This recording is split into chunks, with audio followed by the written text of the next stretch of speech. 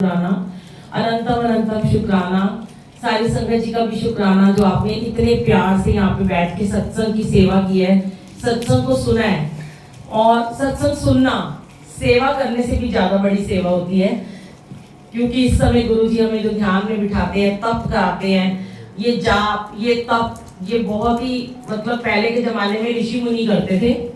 और आपने देखा होगा कि हम लोग बहुत ही शुरू से ही कीर्तन मंडली से और जागरण से और इन चौकियों से जुड़े हुए हैं, पर इतनी तन्मयता से बैठ के ध्यान से कोई नहीं सुनता था। कभी सुना ऐसा? कभी नहीं हुआ होगा। आप सोच के देखो कि ऐसा हुआ ही नहीं कभी भी कि आपने सत्संग को इतने प्रेम से, इतनी लिव लगा के, इतने ध्यान मगन होकर सुना हो। नहीं तो हम करते क्या थे, चार लोग आगे ताली बजा रहे हैं, गा रहे हैं, माइक पे गा रहे हैं, पीछे सब बातें कर रहे हैं। और आज क्या था, सब आराम से बैठे हुए, बातें नहीं कोई कर रहा। कुछ होते हैं जिनको जितना मर्जी मना कर लो वो नहीं मानते हैं, हमें तो यह नाम भी नहीं पता होता किसी का। और कहते हैं सेवादार की नजर तो पड़ती है, गुरु की नजर पहले उन पे होती है। तभी तो गुरु जी सेवादारों को भेज देते हैं, जाओ देखो वहां पे कौन फोन का यूज कर रहा है। पर शायद उनके अभी कर्मास और बाकी है, उनको समझना अभी बाकी है। तो गुरु जी की सेवा बड़े भाग से मिलती है और आपको आज मिली है। और जिनके परिवार में सत्संग हुआ है उनको बहुत मुबारक दिन है, क्योंकि सत्संग तो हम हमेशा कहते करते ही रहते हैं, लेकिन जब इतनी सारी संगत आती है ना संगत जी, तो वो अपने साथ उन चरण कमलों से पता नहीं कौन से भाग लेके आते हैं लोग। हमें ये नहीं कभी सोचना चाहिए कि कौन आ रहा है, कौन कहाँ से आया है, कौन गरीब है, कौन अमीर है। आजकल ना गुरुजी ने कुछ दिनों से ना बड़ा प्यारा एक भाव दिया हुआ है। पहले बहुत बारी ऐसा होता था कि गुरुजी कभी कराते थे ब्लाइंड बच्चों के लिए सत्संग, कभी डिसेबल बच्चों के लिए कराते थे, कभी ये मैसेज डलवाते थे कि कैंसर के रोगियों के लिए करना है, कभी डलवाते थे किसी की शादी नहीं हो रही तो वो सब लड़कियां हमारे घर में आ जाती होती थी। और किसी के बच्चे नहीं है तो वो भी आपके सोचते थे कि आज हम सत्संग अटेंड कर ले तो हमें शायद ये सौगात मिल जाए, क्योंकि जब बहुत सारी संगत मिलकर सत्संग करती है वो एक ऑरा बनता है, वो एक अश्वमेघ यज्ञ बन जाता है। तो अभी मुझे बड़े दिन से गुरुजी भाव दे रहे हैं कि मुझे अपने घर में अभी मेड्स को बुला के सत्संग कराना है। सारी जितनी भी काम करती हैं लेडीज, सिर्फ वो आएंगी।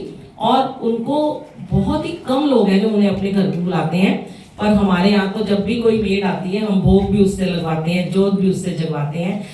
क्योंकि ना गुरुजी ने ना यही चीजें तो हमारी खत्म करी है कि जब हम बड़े मंदिर में जाते हैं, आपने देखा होगा क्या वहां पे सेवादार या कोई आपको पूछता है तुम किस जात के हो, किस पात के हो, तुम कौन से घर से आए हो, तुम कौन सी लंबी गाड़ी में आए हो, तुम बस से आए हो, तुम ऑटो से आए हो, तुम मेट्रो से आए हो, नहीं पूछता ना। पर जब हम सत्संगों में जाते हैं ना, मैंने देखा, बहुत बार देखा, गुरुजी ने रोज के सत्संग की सेवा बख्शी हुई है। ये एक्सपीरियंसेस हैं कि कुछ होते हैं लोगों के भाव होते हैं, फैमिली वाले बैठे होते हैं तो वो आगे आगे बैठे होते हैं, और बहुत कम है ऐसे लोग, सारे नहीं है। क्योंकि जब गुरुजी की संगत बन जाते हैं ना तो मन से ये भाव सबसे पहले गुरुजी खत्म कर देते हैं। वो ये कहते हैं सबसे पहले मेड्स और ड्राइवर्स को ही आप ब्लेस करवाओगे ना अगर मेरे से आके, तो मैं तुम्हें पहले ब्लेसिंग दूंगा। तो वो कई बार संगत बोल देती है कि इशारे करते रहते हैं, ये मेरी चाची है इसको आगे ले आओ, ये मेरी सास है, मेरी बेटी की सास है इसको आगे ले आओ, ये मेरी ननद आ गई इसको आगे ले आओ। और एक दो बार गुरुजी ने उनके घर की मेड्स को ही आगे बिठवा दिया मेरे से। अब वो तो देखो, जब होती है ईगो मन में, जब होता है बहुत ज्यादा घमंड,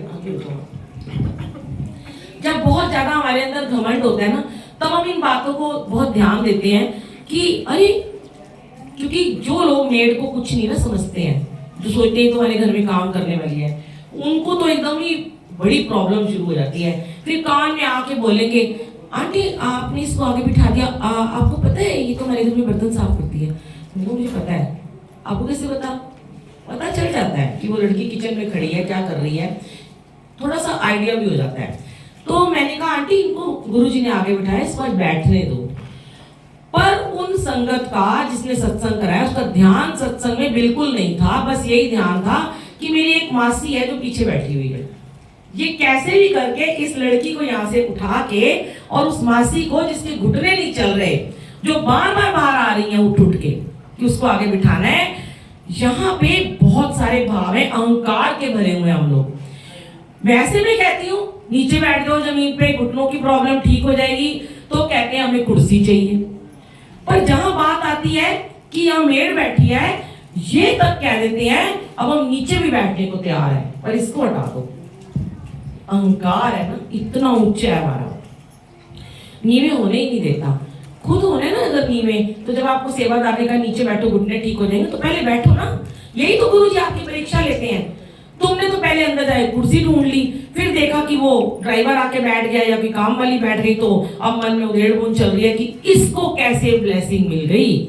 और ऐसे ही, ये तो चलो मेड की छोटी सी बात है, मैं आपको एक और बताती हूँ कि गुरुजी रोज दिखाते हैं नज़ारे हमें कि कई बारी ना कोई ड्राइवर होता है और वो घर के अंदर कभी आता ही नहीं है, गाड़ी साफ करता है और चला जाता है। पर गुरुजी उसको सेवादार से कहलवाते हैं, जब तू मत्था टेक क्या, वो मत्था टेकता है। सेवादार को क्या पता वो ड्राइवर है, उसने तो जहां जगह मिली आगे उसको बिठा दिया। अब वो ड्राइवर ना थोड़ा सा मतलब अजीब सा ही है, जबान चलाता है और बदतमीजी करता है और कहना नहीं मानता, लेट आता है, उसमें होंगी 100 बुराइयां होंगी। पर संगत जी, हम जब गुरु के दरबार में आ जाते हैं तो गुरु जी कभी किसी की बुराई अच्छाई को कभी नहीं देखते हैं। वो ये सोचते हैं कि ये मेरे दरबार में आ गया तो ये तो मेरी संगत है। और आपको नहीं पता कि कभी भी किस रूप में नारायण आ जाए।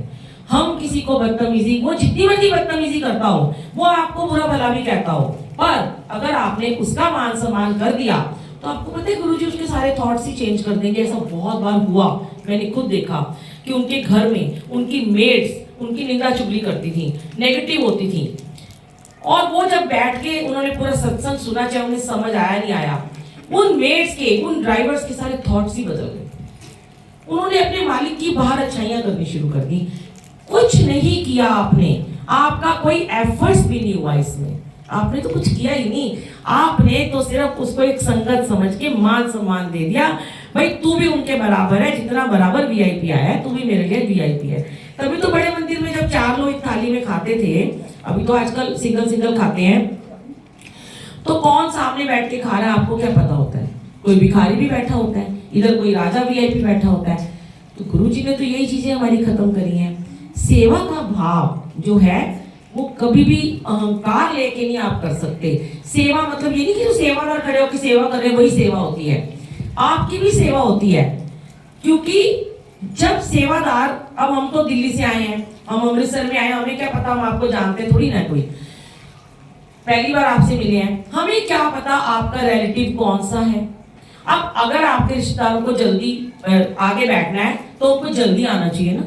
आप उनको बोलो भी जल्दी जो आएगा वो आगे बैठेगा, ये थोड़ी ना कर देंगे जो पहले आ गई संगत उसको तुम पीछे भेज दोगे, रिलेटिव्स को बोलोगे तुम आगे आ जाओ, ऐसे नहीं होता कभी भी। यहाँ पे भाव सब बराबर का होता है।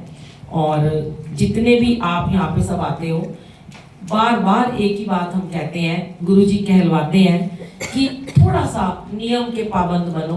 गुरुजी को सिर्फ डिसिप्लिन ही पसंद है। गुरुजी कहते हैं यहाँ पे तुम ना मेरे से बस अपनी फरमाइशें करने आते हो, नियामतें मांगने आते हो, ये दे दो, वो दे दो, ये ठीक कर दो, वो ठीक कर दो। तुम मुझसे वो चीज तो मांगने आते नहीं हो जो मैं तुम्हें देने के लिए आया हूँ। मैं तो तुम्हारा घर बैठे भी कल्याण कर रहा हूँ, तुम सत्संग में आओ ना आओ मेरे को कोई फर्क नहीं पड़ता, मैंने तुम्हारा कल्याण करना है। सत्संग में आओगे, संगत में बैठ के अगर डिसिप्लिन में अगर गुरु का कहना मान के उसकी रजा में राजी रहोगे तो मैं तुम्हारा जल्दी कल्याण कर दूंगा। हो सकता है तुम्हारा नंबर शायद थोड़ा जल्दी आ जाए, लेकिन कोई ऐसा नहीं है जो सत्संग में नहीं जाते उसका कल्याण नहीं होता। अब कई लोग होते हैं दिन रात काम करते हैं, दिन रात वो काम में लगे रहते हैं, वो कहते हैं जी हमारे को टाइम नहीं मिलता सत्संग में जाने का। तो क्या हो गया, वो अपने परमात्मा को तो याद कर ही रहे हैं, गाड़ी चलाते हुए मंत्र जाप कर रहे हैं ना, बैठ के घर से निकले हैं तो कर लिया, ऑफिस गए तो लगा लिया, किससे बात करते करते आपके अंदर मंत्र जाप चल रहा है, वो भी आपकी हाजिरी होती है। लेकिन हाँ, नियम से जरूर बैठा करो, थोड़ा सा नियम बनाओ। जैसे अपने घरों में हमने नियम बना रखे हैं कि हर चीज का नियम है, खाना खाने का नियम है, खाना बनाने का नियम है, बच्चों को स्कूल भेजने का नियम है, ऑफिस जाने का नियम है, और गॉसिप करने का नियम है, व्हाट्सएप फेसबुक इंस्टाग्राम चलाने का नियम है, मूवी देखने का नियम है, किट्टी में जाने का नियम है, शॉपिंग करने का नियम है, कौन सा ऐसा नियम है जो हम नहीं मानते हैं?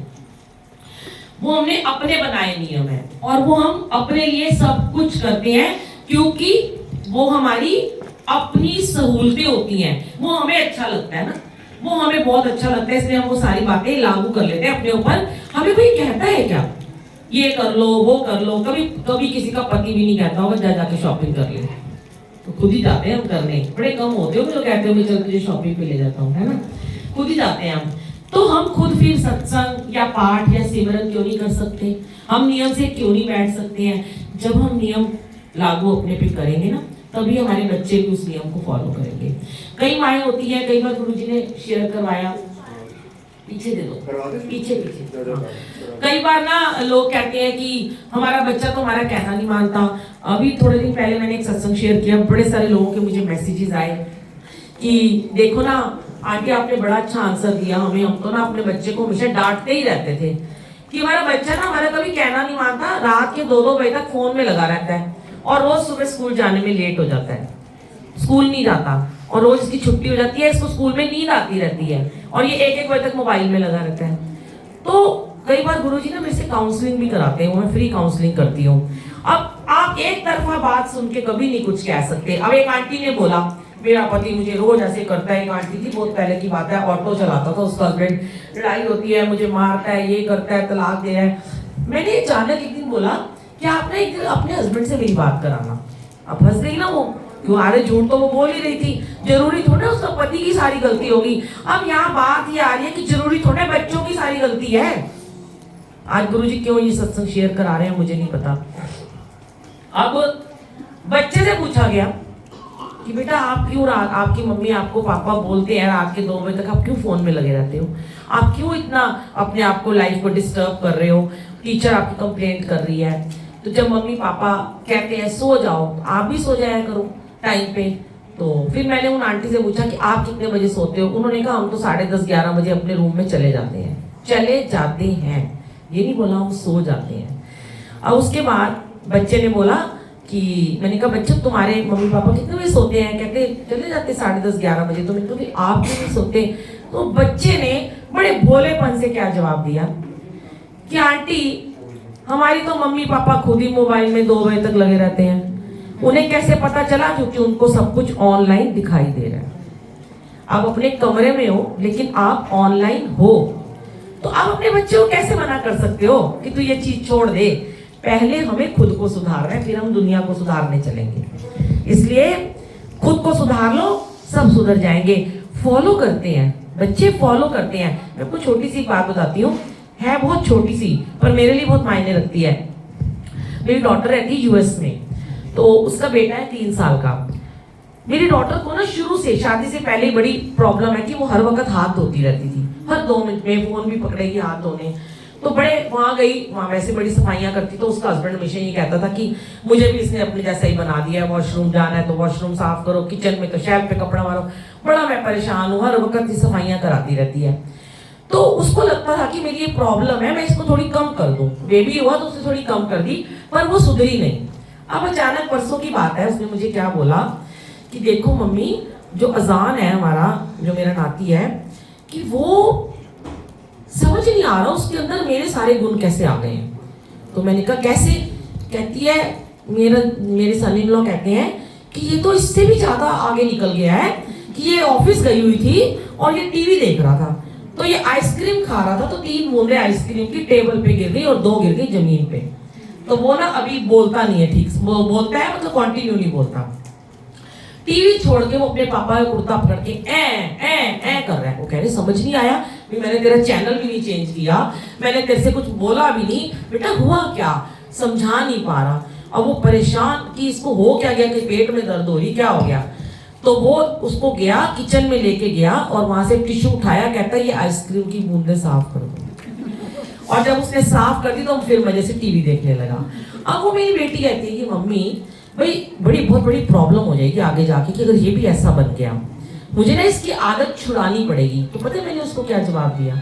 मैंने कहा बेटा पहले ना आपको ये आदत कम करनी पड़ेगी, तेरे कहने से वो कम नहीं करेगा, क्योंकि वो 3 साल का बच्चा है, वो तुझे जो देखता है ना वो करता है। तू कम कर दे, वो खुद ब खुद कर देगा। समझ आई आपके बात? कि फॉलो हम अपने बच्चों को चाहते हैं हमें करें, हम वो अपना वो कर्म वो हम करें, पहले करके दिखाएं हम।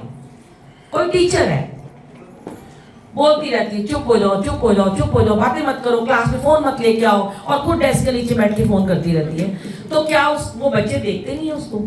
हमें सेवादार बना के यहाँ खड़ा कर दिया, हम आपको बोलते हैं फोन बंद कर दो, बातें मत करो, और अगर हम ही बातें करेंगे, हम ही ऐसे बिना सर ढके बानी सुनेंगे, हम ही आपस में कुछ करते रहेंगे, शोर मचाते रहेंगे, तो संगत कैसे मानेगी बताओ? आज संगत तभी कहना मानती है कि वो देखती है कि ये सेवादार खड़े हैं नियम से, ये नियम को भंग नहीं कर रहे, तो हमें भी नहीं करना। आपने देखा होगा बहुत सत्संग में जाते होगे, मुझे ही बहुत लोग बोलते हैं हम आ गए हमें बिल्कुल आनंद नहीं आया, हम गए हमें कुछ सुनाई नहीं दे रहा था, हमारे पीछे बातें हो रही थी, हमारे आगे बातें हो रही थी, हमारे इधर फोन चल रहा था। आज आप खुद बताओ आपको कितना आनंद आया था? कितनी मैंने देखा पीछे बैठ के, कितनी लिव लगी हुई थी, हर एक कमरे में लिव लगी हुई थी सबकी। यही तो चाहिए गुरुजी महाराज को। तो अगर कहते हैं ये अच्छी बन गई, इसको देख के ये बन जाएगी, इसको देख के वो बन जाएगी, इसको देख के ये बन जाएगी, इसको देख के सामने वाला बन जाएगा, वो खुद अच्छे हो जाएंगे। हम अगर ये बीड़ा उठाएं तू पहले बन तू बन, ऐसे नहीं होता। हम अच्छे बन जाए, दुनिया सारी अपने आप अच्छी हो जाती। कहते हैं ना बुरा जो देखन मैं चला, मुझसे बुरा ना कोई। तो अपने आप में बुराइयां खोलो कि हमें कितनी कमियां उसको सुधार लो। माँ बाप को भी ये बात चाहिए कि खुद की कमियों को सुधारें, और हम दूसरों से तभी उम्मीद करें कि वो सुधरेगा। ऐसे कई पति पत्नी होते हैं, कई सास ससुर होते हैं, बहुत बोलते रहते हैं, आपस में झगड़े वगड़े होते रहते हैं। तो गुरुजी एक ही बात कहते हैं कि तुम अपने घर की बातें कहीं बाहर मत करो। आज की कोई बात है, नाम नहीं मैं शेयर करती, आजकल में ऐसा कुछ हुआ है कि हम कहीं भी जाते हैं तो हमें लगता है कि इसको कोई प्रॉब्लम है, तो हम ये कहते हैं कि आप अपनी प्रॉब्लम को शेयर मत करो। जब भी प्रॉब्लम को हम संगत जी शेयर करते हैं तो वो बहुत ज्यादा नेगेटिव हो जाती है, बात बढ़ जाती है। क्योंकि देखो आपने एक को बताई, दूसरे को बताई, अब बताई तो आपने तो ये समझ के बताई कि मेरी सहेली है, या ये मेरी मम्मी की कोई खास फ्रेंड है, या मैंने बता दिया मासी है, जो भी है। इवन माएँ भी मैंने देखी है ऐसी होती हैं, बेटी माँ को कोई बात बताती है ना, माँ किसी को निंदा चुगली करेगी अपनी बेटी की, अनजाने में ना अपनी दरानी जेठानी को, अपनी बहन को बता देगी तेन पता है मेरी कुड़ी ना लहंगे होता है। तो क्या हुआ, बेटी ने तो कॉन्फिडेंस में आके अपनी माँ को बता दिया था, दिल हल्का कर लिया, पर माँ ने क्या किया कि आगे जाके वो नेगेटिव बात फैला दी। उसका कोई इरादा गलत नहीं था, पर हो गया नेगेटिव। यहाँ पे बात ये आती है, बेटी ने अगर आपसे दिल हल्का कर भी लिया ना, उसको अपने तक रखो, अपने पति तक को मत बताओ, और उसको सही गाइडेंस दो, और उसकी बात कहीं मत करो। अगर अरदास करनी सीधे गुरुजी महाराज से करो, वो ही ठीक करेंगे। लेकिन हम क्या करते हैं, बहुत जल्दी जल्दी एक दूसरे को बातें फॉरवर्ड कर देते हैं, तो वो बातें जो है वो खराब हो जाती हैं। ये आपने पढ़ा होगा लॉ ऑफ अट्रैक्शन जिसको कहते हैं, यूएस की एक बुक है, उसमें लिखा है कि माइंड हमारा यहाँ से यहाँ एक थॉट भेजता है, हमें थॉट प्रोसेस चलता है। हमने बोला आज मेरा ये काम होने वाला है, मेरा ये काम आज हो जाएगा, आज मेरा बच्चा गया है पेपर देने, उसको चाहे कम याद है, पर मुझे उम्मीद है कि गुरुजी उसने जितनी पढ़ाई करी है आप उसको उससे 20% ज्यादा ही नंबर ला के दोगे, और देखना ऐसा ही होगा। लेकिन अगर आपके बच्चे ने 70% पढ़ाई करी है और आपको उम्मीद थी कि वो 100% करता, और आपके माइंड में उसका वहाँ पेपर चल रहा है और आप ये सोच रहे हो कि 70% का नंबर याद करके गया था, मेरा बच्चा तो मुझे पता है 40 का भी नहीं करके आएगा, वो बेचारा 70 का नहीं करके आएगा, वो 40 का ही करके आएगा। बहुत बार मैंने ये बात को महसूस किया कि जो नंबर मेरे माइंड में थॉट में आता है वही हो जाता है। तो कभी भी अपने बच्चों को अनजाने में हम नेगेटिविटी देते हैं। आपका बच्चा आपके कोई काम पे जा रहा है, आप सोचो कि मेरा ये काम आज हो ही जाएगा, आज नहीं होगा तो कल हो जाएगा, नहीं हुआ तो क्या हो गया, हो जाएगा। जब हम ये सोचते नहीं हो जाएगा, बहुत ऐसे सत्संग है और हर महीने गुरुजी आप बुला रहे हैं, अलग अलग सत्संग शेयर कराते हैं। कैंसर के ऐसे मेरे पेशेंट हैं जिनको मैंने सिर्फ इतना कहा कि आप ये बोल दो कि मेरे पति का कैंसर ठीक हो गया। अब वो आंटी जी ऐसे मैं कैसे बोल दूं, मेरा पति हॉस्पिटल में एडमिट है, उसकी कीमो चल रही है, आंटी ये तो झूठ हुआ ना। मैंने कहा आप झूठ बोल दो, फिर वो आपसे पूछेंगे कैसे ठीक हुए, तो आप बोलना अब हमारे जीवन में गुरुजी आ गए और गुरुजी ने ठीक कर दिया। अब जब उन्होंने हमारे कहने पे ऐसा बोलना शुरू कर दिया तो क्या हुआ, कि जिसकी डायलिसिस हो रही थी 3 महीने से, जिसको यूरिन पास नहीं हो रहा था, जिसकी कीमो चल रही थी, 3 दिन के अंदर अंदर सिर्फ उसने पूरे रिलेटिव में ये बात फैला दी कि उन्होंने पूरे रिलेटिव में ये बात फैला दी कि मेरा पति ठीक हो गया और घर आ गया है। और 3 दिन बाद उन अंकल का खुद, जिनको मास्क लगे हुए थे और पाइप लगी हुई थी, नलियां लगी हुई थी, मुझे वीडियो कॉल आया कि आज 3 महीने के बाद मेरी डायलिसिस बंद हो गई और मुझे यूरिन पास हो गया। तो ये कौन करता है? ये सिर्फ करने वाले वो हैं, करण करावन हार स्वामी सगल घटा का अंतर्यामी। ब्लेसिंग तो इन्होंने देनी है, पर अगर थॉट पॉजिटिव है तो ये देंगे। और वही आंटी ने जब सबको बता रखा था, मैंने कहा आपने किस किस को बताया? कहती मैंने सारे रिश्तेदारों को बताया मेरे पति को कैंसर है। सारों को ये मैसेज चला गया कि उसका कैंसर ठीक हो गया। जब बात गुरुजी पे छोड़ देते हैं तो गुरुजी को करना ही पड़ता है। कहते हैं तेरी लाज जाएगी, गुरुजी कहते हैं तेरी लाज जाएगी तो मेरी लाज जाएगी। तो हर बार गुरुजी ये 2 लाइन कहलवाते हैं। बड़ा प्यारा भजन है, मुझे बहुत अच्छा लगता है। जब जब मैं परेशान होती हूँ तब मैं तो गुरुजी के लिए बहुत सारे गाने भी गाती हूँ, भजन भी गाती हूँ। सारे गाने आज हमने गुरुजी को डेडिकेट कर दिए। पर गुरुजी मेरे लिए जब मेरी आंख में आंसू होते हैं 2 लाइन सुनाते हैं मुझे, मैं आपको सुनाती हूँ। तूफान के आगे तेरा दिल घबराता है, मैं साथ हूँ तेरे क्यों भूल जाता है। जब आँख तेरी भरती दिल मेरा रोता है, तेरे आंसू का कतरा मेरी आँख में होता है। जब दुख में हो बेटा तो बाप भी रोता है, पल पल तेरे साथ मैं रहता हूँ, डरने की क्या बात जब मैं बैठा हूँ। गुरुजी कहते हैं कि जब तेरी आंख में आंसू आते हैं तो तेरा बाप भी रोता है।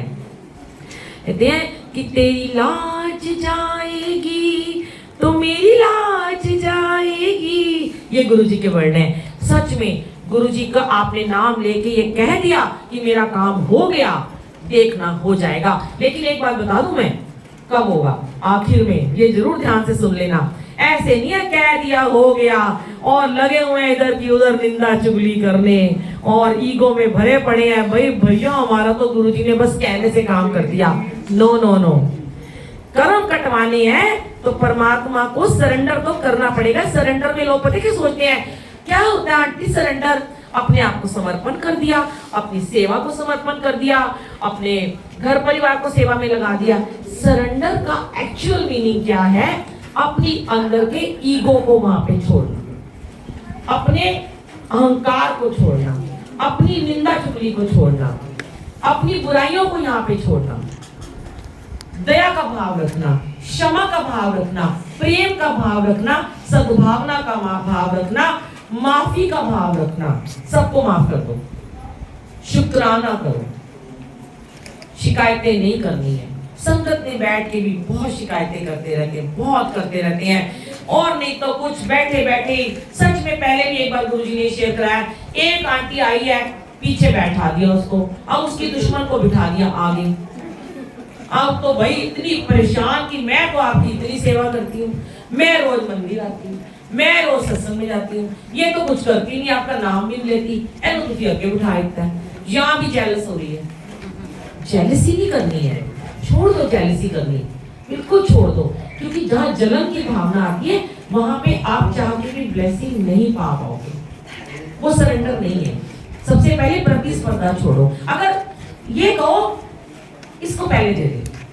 अब क्या होता है, मैंने ना बाहर की कंट्री से 2 बातें बड़ी अच्छी सीखी हैं। वैसे मैं इतना उनको वो नहीं करती, अप्रोच नहीं करती हूँ। हम मॉल में जाते हैं, किसी हॉस्पिटल में जाते हैं, किसी मॉल में जाते हैं, फॉरनर आ रहे होते हैं ना संगत जी, और अगर हम गेट खोल रहे होते हैं और हमारे आगे फॉरनर होता है, गेट खोल के ना वो खड़े हो जाते हैं अमेरिकन, ऐसे करते हैं कि आप पहले जाओ। हमारे में क्या है, धक्का मारते हैं, पहले मैं जाऊंगा। तो सेम वैसे ही पता चले कोई बड़ा दुखी आत्मा है, बड़ा परेशान है, तो उस दिन का जो मंत्र जाप सत्संग में 5 मिनट का करते हो, तो उस दिन गुरु जी को उसके लिए गुप्त अरदास कर दिया करो। आज गुरु जी मेरे जाप की शक्ति इसको दे दो, मेरा सत्संग में आने का फल इसको दे दो, उसको ब्लेस कर दो, और उसको बताना नहीं है कि मैंने तेरे लिए क्या मांगे। तो देखना आपको 5 ब्लेसिंग आपका इंतजार कर रही होगी तुरंत। जय गुरु जी, शुक्राना।